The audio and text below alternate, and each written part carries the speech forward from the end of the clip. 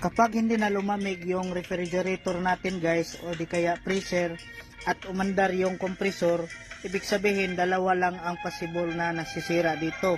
Either leak yung tubo, may tagas sa freon, o di kaya loss compression yung kompresor. Hindi na makapag-pump ng freon, kaya hindi na lumamig yung refrigerator or freezer natin.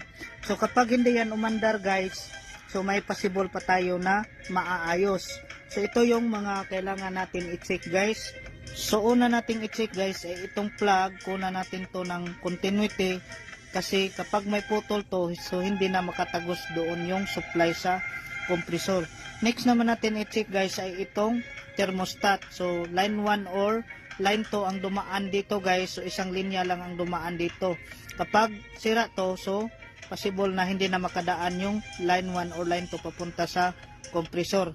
Next naman natin i-check